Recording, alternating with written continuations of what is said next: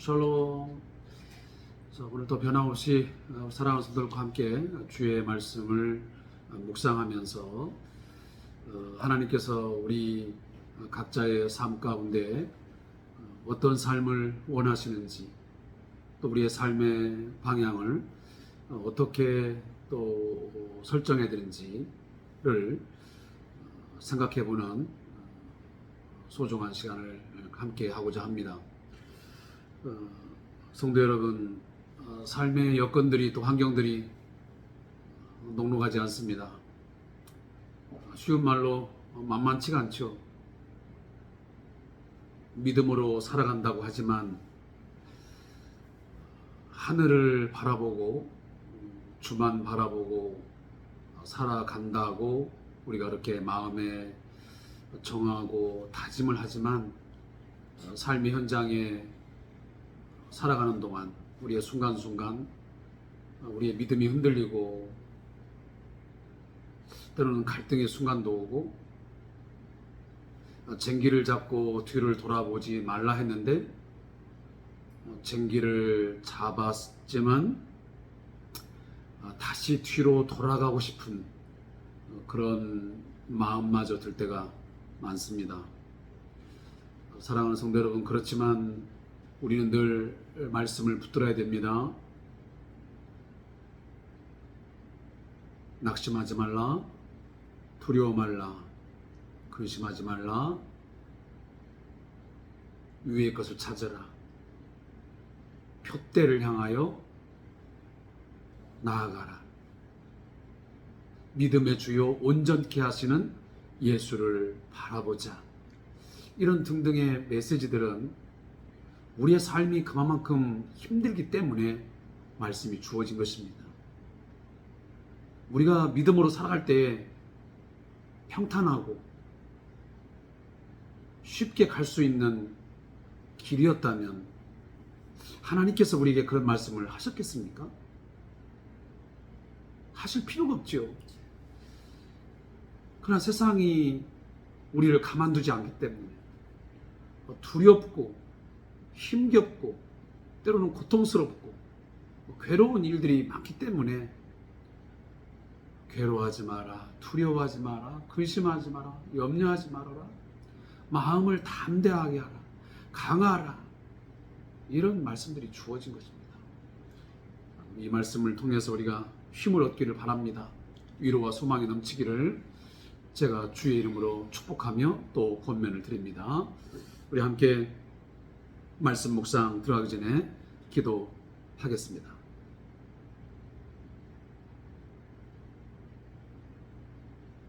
하나님 아버지, 저희 믿음의 성도들의 삶을 감찰하시며 오늘도 강하고 능하신 그 손과 팔로 붙들고 계심을 믿습니다. 우리의 마음속 깊은 것까지도 다 통달하시며 아시는 줄로 믿습니다.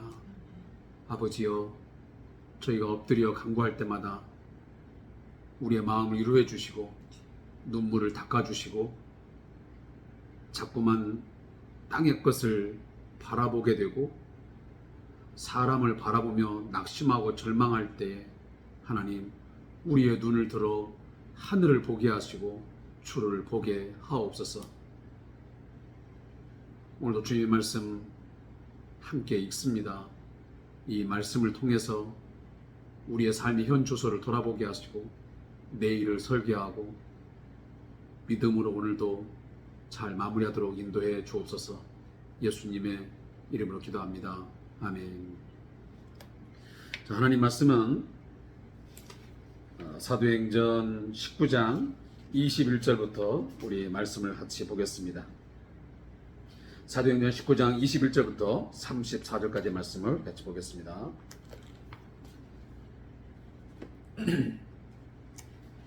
사도행전 19장 21절에서 34절 말씀. 자, 읽겠습니다.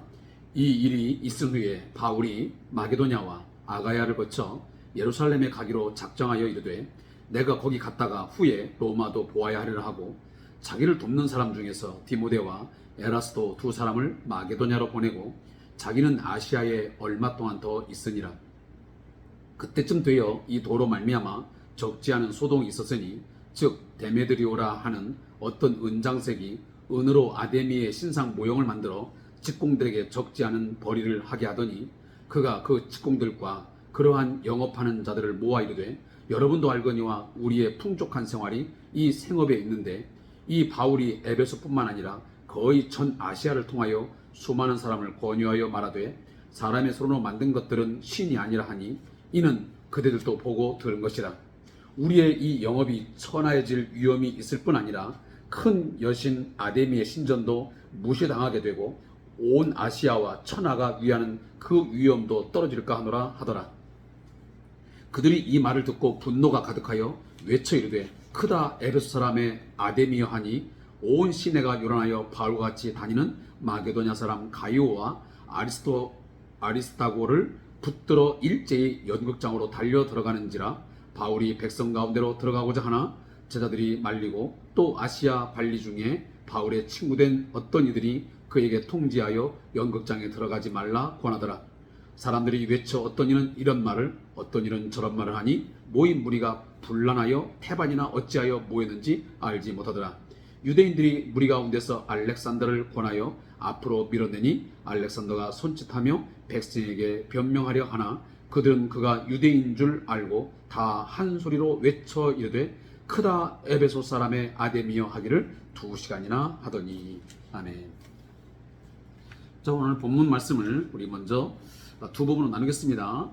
사도행전 19장 21절부터 27절의 말씀의 제목은 에베소에서의 소동입니다. 이 본문을 우리 같이 주상 교재 있는 내용으로 추격해 보겠습니다. 바울은 디모데와 에라스도를 마게도냐로 보내고 에베소에 남게 됩니다.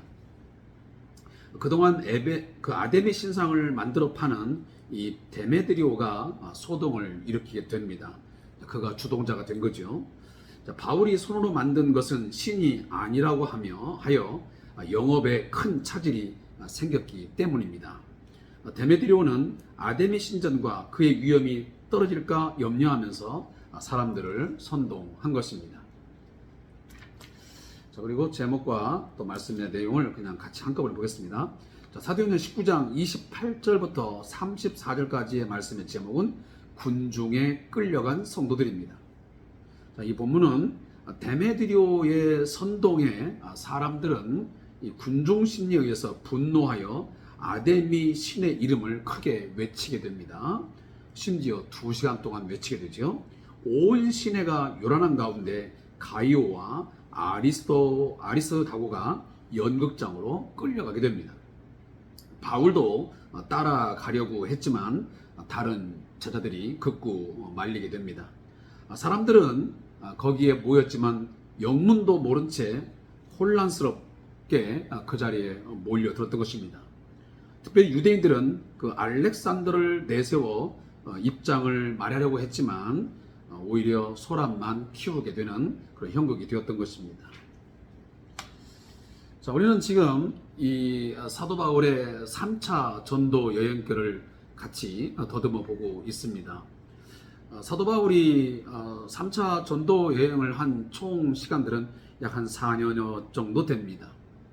그 가운데에 특별히 거의 반 이상을 에베소라고 하는 이 지역에서 머물게 되었던 것을 우리는 알게 됩니다. 그만큼 이 에베소는 바울 사도의 전도 여행에서 획기적이고 그리고 매우 중요한 그런 선교의 거점 지역이었습니다.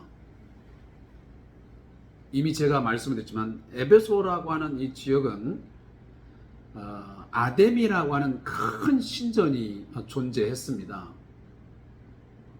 지금도 세계 불가사의 7대 중에 하나가 바로 이 아데미 신전입니다. 이 아데미 신전은 우리 지금 보통 역사적으로 보면 그 길이가 130m인가요? 길이가 제가 보겠습니다. 길이가 130m 그리고 폭이 70m입니다. 그래서 그 페르테논 그 신전인가? 그것보다도 훨씬 더 큰, 굉장히 큰 신전의 모양을 하고 있습니다. 지금은 저도 뭐 그 현장에 가보진 않았지만 영상을 통해서 아니면 여러분들 그 인터넷을 찾아보면 이 아데미 신전을 보면 기둥만 이렇게 남아 있고 약간의 터만 남아 있습니다. 그러나 그 웅장함을 어느 정도 추측할 수 있는 굉장한 그러한 신전임에는 틀림이 없습니다. 이 아데미 신전은 제가 이제 잠깐 보여드리겠습니다. 이게 바로 아데미 신상입니다. 여신상이죠. 자, 이 아데미 여신상은 이 아데미라는 뜻이 뭐 구원자다. 또 지금 우리들이 이렇게 명사로 알려준 것은 그 뭐 하늘의 여신이다, 우주의 여왕이다, 뭐 이렇게 사람들이 일컬어져 있습니다. 그러나 그 아데미라고 하는 그 낱말의 뜻은 뭐냐면 뭐 건강하다, 뭐 기도를 응답한다, 그런 뜻입니다. 그래서 초자연적인 모든 세계를 지배하는 어떤 절대적인 어떤 힘을 가진 그런 여신으로 당시에 숭배했던 것입니다. 그래서 보통 우리가 아데미 하면 잘 못 알아들었습니다. 근데 이 말이 원래 보면 그 아르테미스라고 하는 뜻인데 로마 신화에서는 바로 다이아나라는 신입니다. 우리 그 말은 많이 들어봤죠. 로마 신화에 보면 이 다이아나 신이 있는데 바로 이 다이아나 신이 바로 이 아데미 여신입니다. 뭐 여기 그림 나와 있지만 여기에 보면 유방이 상당히 많이 가슴 쪽에 이렇게 있는 것을 보게 됩니다. 그만큼 어떤 다산 뭐 이런 것도 상징하는 거죠. 특히나 이 에베소라고 하는 이 지역은 당시에 이 아데미가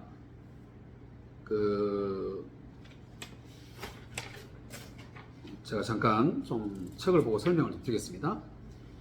그리스 신화에 보면 이 제우스의 딸입니다. 그리고 아폴로 신과 쌍둥이 남매이기도 한 것이 바로 이 아데미입니다. 근데 이 아데미의 출생지가 바로 이 오르티지아라고 하는 것인데, 이 오르티지아라고 하는 그 바로 지역을 이 에베소 사람들은 바로 이 에베소가 바로 오르티지아라다 이렇게 간주를 해버립니다. 그래서 이 에베소 사람들은 3월에서 4월 되면 그 아데미의 달로 지정을 해가지고 각종 축제와 행사를 개최합니다. 그래서 아데미의 탄생을 기념하는 그런 큰 장엄한 축제까지도 열기도 합니다. 그래서 그만큼 굉장히 의미 있는 신으로 숭배를 받고 있는 것이죠. 근데 문제는 뭐냐면 이 아데미 여신상을 모형으로 만들어 가지고 생업을 하고 있는 많은 사람들이 이 에베소에 있었던 것입니다. 이 아데미 여신상을 소형으로 조그맣게 만들어 가지고 요것을 요즘 말하면 어떤 그 부적처럼 소유를 하는 거죠. 그래서 이 여신으로 하여금 뭔가 보호를 받고 자신들이 어떤 복을 누리는 그런 형태로 이제 소장을 한 것입니다. 뭐 지금도 많은 사람들은 나름대로 이런 행위들을 하는 사람도 있습니다. 뭐 부적도 그 한 종류이겠죠. 그걸 가지고 있으면 뭔가 악귀를 물리치고 뭔가 나름대로 위로를 받는 복을. 요즘에 우리가 저도 예전에 믿지 않는 분이 대표를 하면서 요양원을 개원하면서 명태인가요, 뭔가 그 마른 명태인가 뭐 그것을 이렇게 실로 또 이렇게 뭘로 엮어가지고 그 문 앞에다가 걸어놓더라고요. 그렇게 하는 것이 나름대로 어떤 종교적인 의미가 있는 것 같습니다. 그런 거죠. 나름대로 어떤 종교의 어떤 보존 그리고 자신들의 어떤 안위를 그들에게 뭔가 신뢰하고 맡기는 거죠. 그런데 사도 바울이 들어와서 뭐라고 말합니까? 사람의 손으로 만든 것, 지은 것은 신이 될 수 없다. 이건 우상이다. 라고 하면서 오직 천지 만물을 지으신 이는 하나님이시다. 그리고 예수 그리스도가 우리의 주요, 우리의 생명의 주다. 그 하나님을 섬겨야만 우리가 생명과 복을 누린다 하는 이런 메시지를 증거하다 보니까 그 당시에 에베소 지역에 이 우상을 모형 하나 만들어서, 다시 이 아데미 여신상을 만들어가지고 지금 장사를 하면서 그것으로 지금 소득을 얻어가지고 생업을 연장하고 있는데, 이 모든 생업이 지금 중단되게 된 거죠. 다시 말하면 폐업의 위기에 내몰린 거예요. 그러니까 생계를 제대로 유지할 수 없는 극한 상황에 온 것입니다. 그러니 얼마나 극렬하게 사도 바울의 그 메시지에 대해서, 그 행위에 대해서 반대를 했겠습니까? 그런 여정들이 지금 오늘 본문에 지금 나와 있습니다. 그래서 이 은으로 이렇게 만든 이 여신상을 팔아서 이제 어떤 생계 유지하겠죠? 그런 조합원들이 있었을 거란 말이에요. 근데 그 조합원들 가운데 요즘 말하면 그 노조위원장으로서 오늘 24절에 보니까 데메드리오라는 사람이 나옵니다. 그러니까 데메드리오라는 사람이 지금 주동자가 된 거예요. 그러니까 노조위원장이 돼가지고 많은 이제 그러한 영업을 하는 사람들을 모아가지고 선동을 하는 것입니다. 야, 우리가 지금 그동안 풍족한 생활을 할 수 있던 게 뭐냐? 이 아데미 여신상을 만들어가지고 팔아가지고 소득을 얻어서 살았는데 갑자기 이 이상한 인간이 나타나가지고 지금 우리들의 모든 생업이 중단되겠다. 이 폐업 위기에 모였다. 이게 말이 되냐? 심지어 이 큰 여신인 아데미의 신전도 지금 무시당하고, 그리고 이 아데미 여신의 그 위엄조차도 지금 땅에 떨어질 추락의 위기에 빠졌으니 이 바울을 가만둬서는 안 된다. 그 일행을 어떻게 해서 처단하든지 몰아내버리든지 어떤 역할을 한다고 했던 거죠.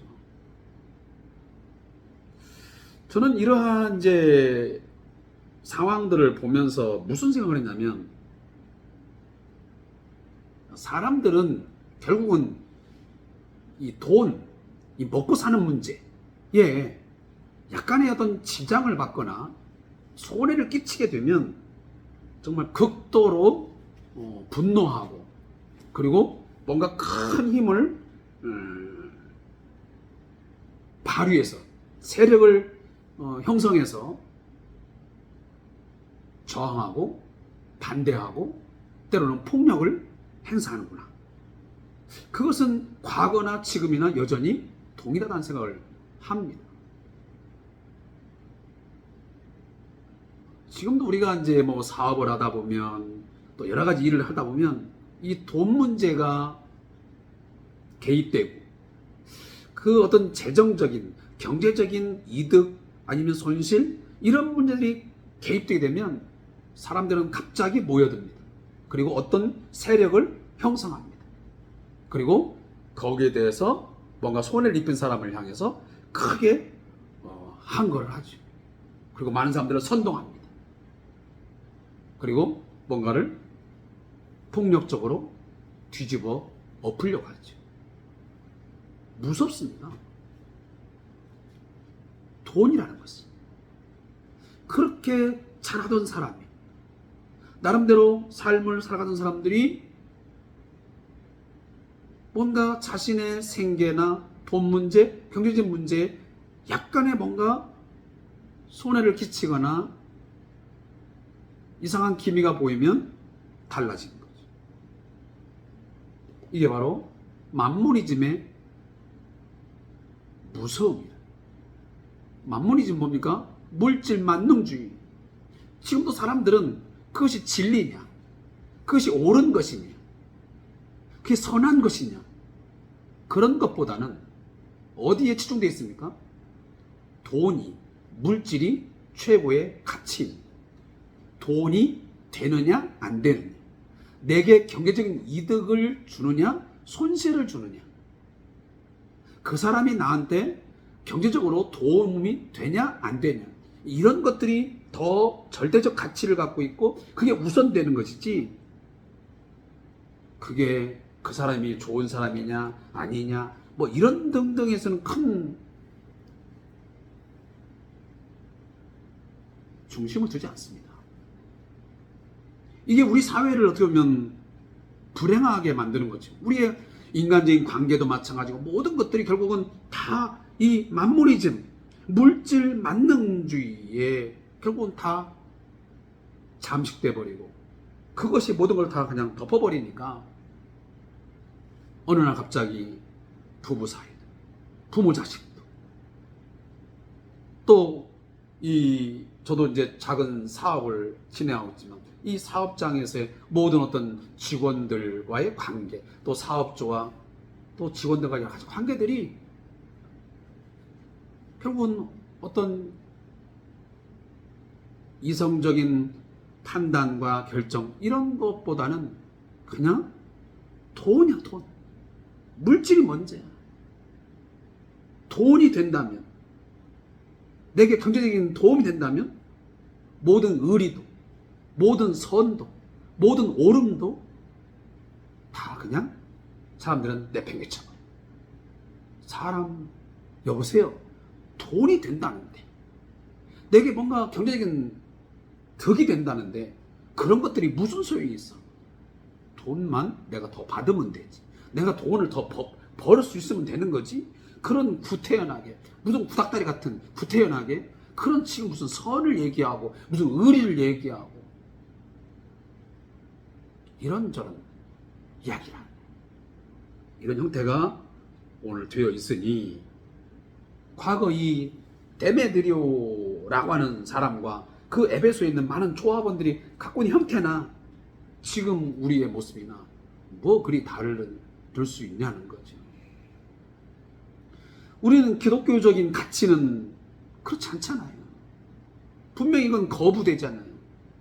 예수님도 말씀하셨잖아요. 하나님과 재물을 겸하여 섬길 수 없다고요. 탐심은 곧 우상숭배하잖아요. 우리가 재물을 탐하고 이 돈에 대해서 절대적인 가치를 부여하고 거기에 목을 매버리면요, 이건 분명히 우상숭배이고 하나님이 가장 싫어하는 거예요. 그런데도 지금 우리 많은 사람들은 뭐 믿음으로 사는 것, 뭐 성경 안에서의 뭐 선을 추구하는 것, 의를 추구하는 것, 물론 모든 사람이 다 그런 건 아니에요. 그러나 상당 부분 우리가 부인할 수 없는 것은 많은 교우들 가운데도, 성도들 가운데도 여전히 성경을 알고 있고 하나님의 어떤 뜻은 알고 있으면 하나님의 선, 성경이 말하고 있는 선과 악, 성경이 말하고 있는 의와 불의, 공의 알고 있습니다. 그러나 결국은 돈 앞에서, 결국은 경제적인 부분에서 사람들은 무너져 버려요. 그리고 신앙은 다 뒷전이에요. 그리고 무조건 일단 지금 돈 벌고 나서 나중에 가서 뭘 하겠다는 그런 말도 안 되는 형태를 떼고 있습니다.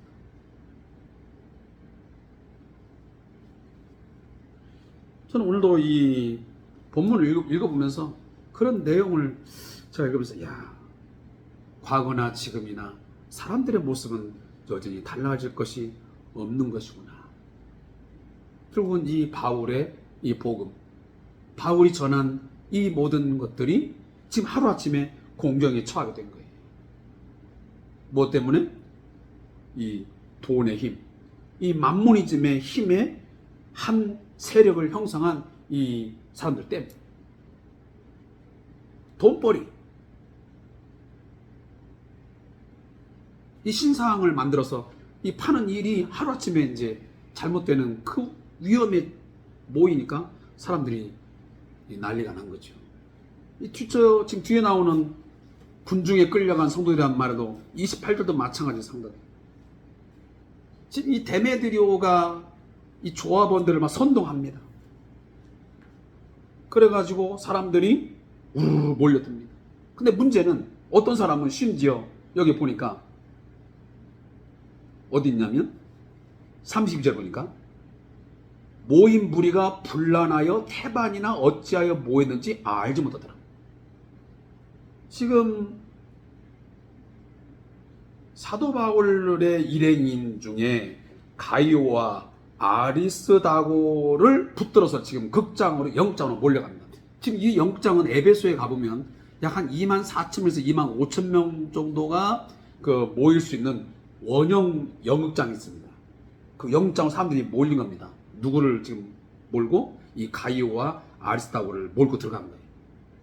근데 지금 사도 바울이 보니까 자기 때문에 이 사람들까지 같이 지금 어려운 위태로운 지경에 모이거든요. 그러니까 바울도 같이 막 들어가려니까 이 바울의 이력을 말립니다. 괜히 같이 따로 들어가면 생명을 부지할 수 없기 때문에 바울 선생님 제발 들어가지 마십시오 하고 만류하는 장면.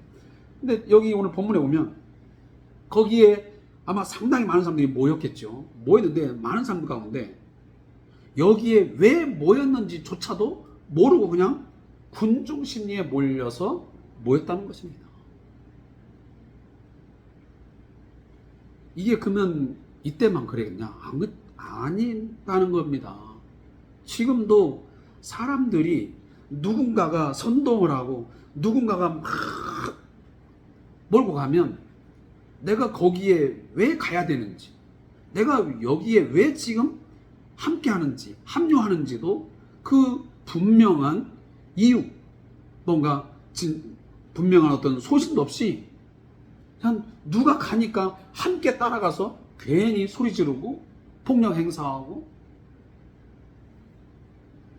위력을 써서 뭔가 집단적인 악을 행사하는 거죠. 그러면서 자신들이 하고 있는 행위가 얼마나 잘못됐는지를 그냥 모르는 거예요. 그냥 무식하니까 용감한 거죠.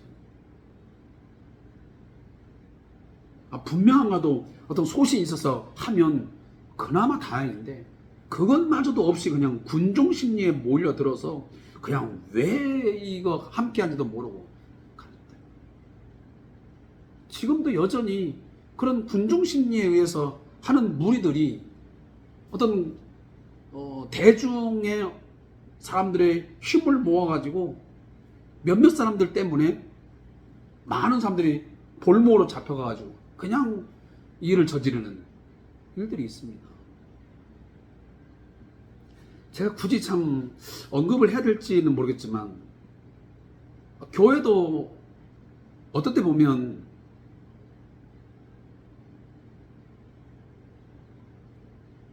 두 갈래, 세 갈래로 나누어질 때가 있습니다. 목사님파, 장로님파, 누구파 이렇게 막 교회가 분열돼가지고 누군가가 선동자가 돼가지고 악담을 늘어놓고 때로는 진실이 아닌 거짓된 이야기, 그런 것들을 통해서 사람을 선동해서 어떤 힘을 막 모읍니다. 근데 그때 어떤 일부 사람들은 그 내용에 대해서 알지도 못하면서 그냥 누군가가 가자 하니까 같이 몰려서 그냥 그 사람이 나쁘대. 그래서 그냥 막 말도 안 되는 행위들을 하고 같이 합세를 하고.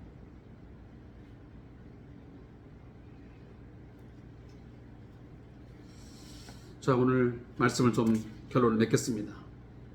사랑하는 성도 여러분, 다수가 옳다. 이것이 민주주의의 또 한 부분이기도 하잖아요. 때로는요. 다수결의 원칙을 주장하잖아요. 소수의 의견은 무시하고 소수는 항상 또 크게 영향을 못 미치는 경우. 그러나 성경은 꼭 그렇지 않습니다. 때로는 소수가 정직함, 소수가 하나님의 의를 추구하고 있고 그것이 훨씬 더 절대적인 하나님의 선을 말할 때 있고요. 그것을 향해 갈 때가 있습니다. 그리고 오히려 다수는 악을 행하고 그 다수가 오히려 하나님 앞에 죄를 행하고 하나님의 뜻과는 전혀 다른 정반대의 것들을 선택하고 하는 사람도 있습니다. 그것은 과거 예수님 당시도 마찬가지고 사도 바울 때도 마찬가지고 지금도 마찬가지입니다. 사도 바울도 마찬가지입니다. 많은 사람들이 영구적으로 막 끌려갑니다. 막 몰아갑니다.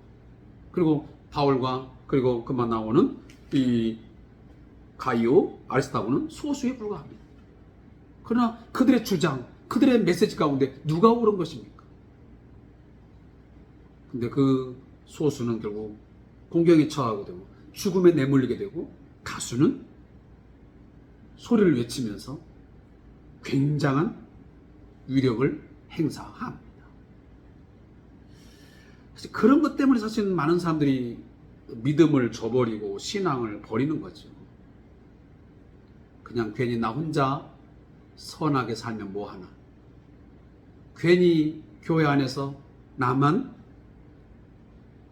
믿음으로 산다고 해서 무슨 의미가 있나 모르겠다 라고 하면서 때로는 슬그머니 뒤로 빠져버리고, 그리고 그 길에서 이탈하고, 심지어는 분명히 좋지 않다는 것을 알면서도 그냥 다수편으로 옮겨가 버리고, 그래서 소수를 향해서 비난하고 조소하고 그 사람을 궁지에 몰아버리고 이런 일들을 합니다. 사랑하는 성도 여러분, 결단코 그러한 일에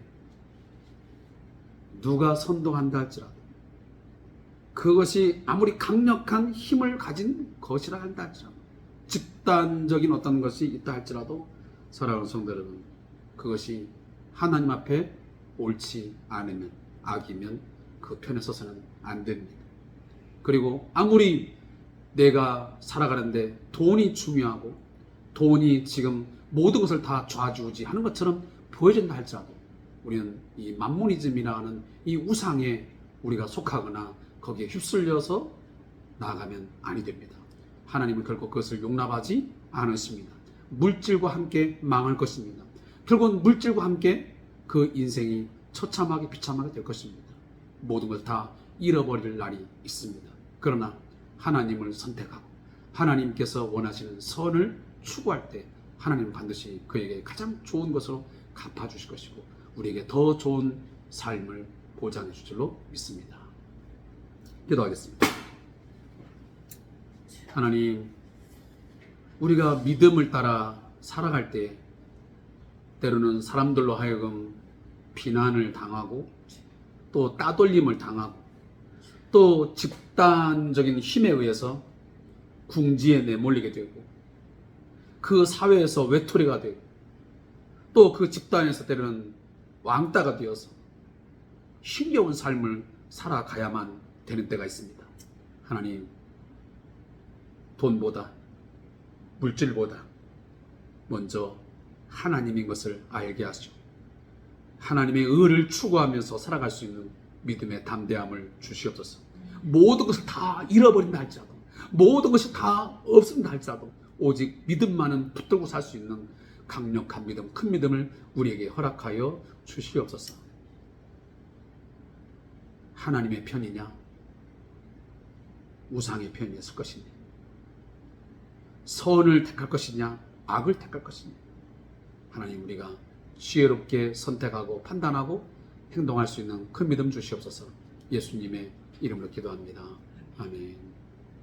자, 오늘은 수요일입니다. 저도 오늘 그래서 지금 8시 40분 됐는데 제가 아직도 퇴근을 못하고 있지만 제가 이렇게 하는 것은 오늘 수요 예배와 함께 여러분들과 함께 권면을 하고 싶어서 그랬습니다.